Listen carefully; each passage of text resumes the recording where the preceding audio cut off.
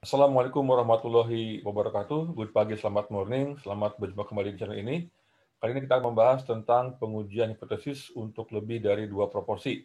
Kita akan menggunakan pengujian menggunakan chi-kuadrat ya, atau chi-square.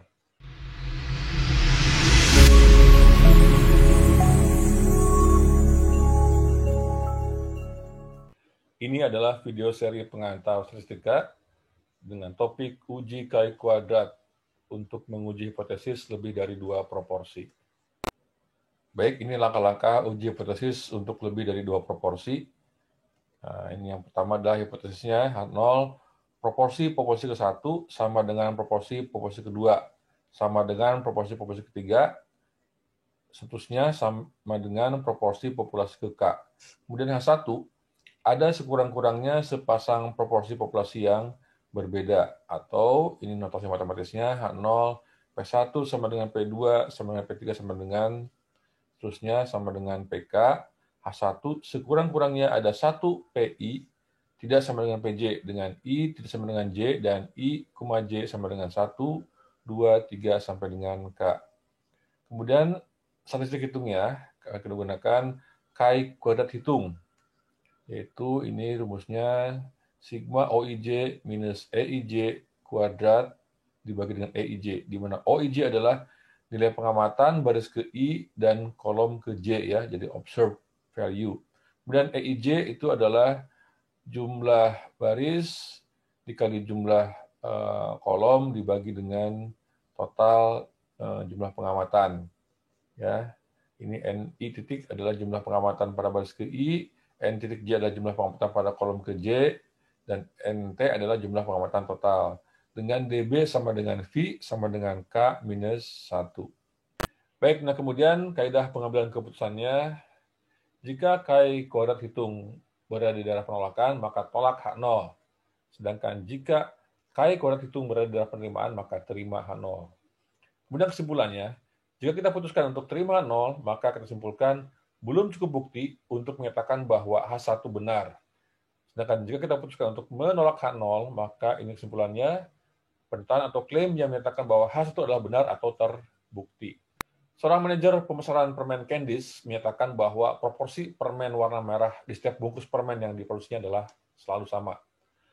Apakah pernyataan tersebut dapat dipercaya? Jika jumlah butir dari sampel 10 permen yang diamati, yang diambil secara acak pada masing-masing waktu produksi, memberikan hasil sebagai berikut. Ya, ini kita ambil 10 permen ya untuk masing-masing proses produksi ya.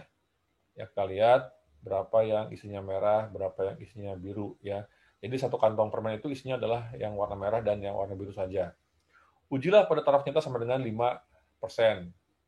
Ya, ini termasuk pengujian lebih dari 2 proporsi ya. Kita bisa lihat ini kita anggap proporsinya, berarti akan ada 10 ini proporsi ya. Permen warna merah dalam kantong permen ini kan. Baik, nah kemudian diketahui K-nya 10 ya. Ini adalah K-nya 1 2 3 ini ya 10, jumlah permennya 10, kemudian alfanya sama dengan 0,05 atau 5%.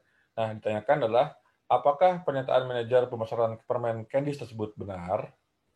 Jawab, hipotesis H0 proporsi permen 1 sama dengan proporsi permen 2 sama dengan proporsi permen ke-10.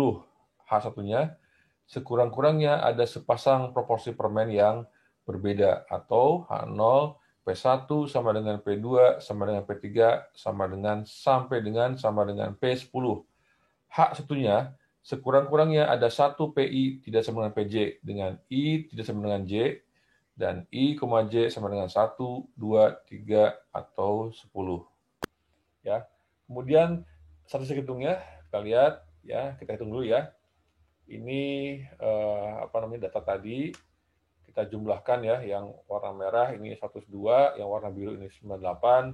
Kemudian untuk masing-masing permen kita jumlahkan ada berapa jumlah yang berwarna ya, merah atau biru dalam satu kantong permen ini ya. Kita lihat jumlahkan 98, 17, 10 tambah 11, 21 dan seterusnya. Ya. Untuk E11 itu sama dengan tadi ya, 102 kali 17 dibagi 200. Ini hasilnya 8,67. Ya. kemudian ini ya, ini artinya E12 ya, berarti nilai harapan untuk baris pertama dan kolom kedua yang ini ya. Nah, berarti ini kita dapatkan dengan mengalihkan jumlah pada baris yang pertama ini ya, 102 dikalikan dengan jumlah pada kolom yang kedua 21 ini dibagi dengan total keseluruhan ya 200. Nah, untuk ini yang kita lihat ya, ini adalah berarti E27 ya. Kita lihat berarti kita kita kalikan kolom kedua 98 dengan baris kedua 98 dengan kolom ke-7 19 dibagi 200 ya, hasilnya 9,31 ya. Nah, kemudian berikutnya nilai observasi dengan nilai yang diharapkan ya, expected value observed minus expected dikuadratkan ya, jadi 9 dikurangi dengan 8,67 ya, hasilnya dikuadratkan dapat segini. Ya, untuk yang ini berarti ini 10 dikurangi dengan 10,71 ya. Hasilnya kemudian dikuadratkan dapat yang ini.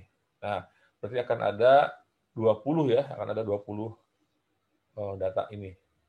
Nah, kemudian berikutnya O minus E kuadrat dibagi dengan E. Nah, dapat ini. Ya, jadi yang ini dibagi dengan ini. Ya, dapatkan 0,01251. Kemudian untuk dapat ini ya, berarti 0,5041 dibagi dengan 10,71 dapat yang ini. Dan seterusnya. Ya. Nah, kemudian kalau ini jumlahkan, kita akan mendapatkan nilai chi kuadrat hitungnya. Jadi kalau data ini jumlahkan, kita akan dapatkan ini. Ya, nilai chi kuadrat hitung sama dengan 3,5060. Nah, berikutnya kaidah pengambilan keputusan. Kita lihat chi kuadrat tabel untuk V sama dengan 9 ya. Ini V sama dengan K min 1 K tadi 10 kurang 1 9 ya, dengan alfa sama dengan 0,05. Kita dapatkan nilainya adalah 16,919. Nah, ini yang perlu diperhatikan ya. Walaupun ini pengujian dua arah ya, tapi lazimnya adalah kita menggunakan alfanya penuh ya, 0,05, dan kita lihat ini lihat sini ya. Daerah penolakan itu yang sebelah kanan dan yang sebelah kiri itulah daerah penerimaan. Kita lihat nih, chi kuadrat tabel sama dengan 16,919 ini ya. Nah, kita bandingkan dengan chi kuadrat hitung. Nah, berarti kita putuskan tentunya terima H0. Ya, nah kesimpulannya belum cukup bukti untuk menyatakan bahwa ada sepasang proporsi jumlah warna permen yang berbeda. Sehingga klaim manajer pemasaran permen Candies tersebut dapat dipercaya. Demikian materi kita kali ini. Semoga bermanfaat. Sampai ketemu lagi pada video-video berikutnya dan untuk materi-materi berikutnya.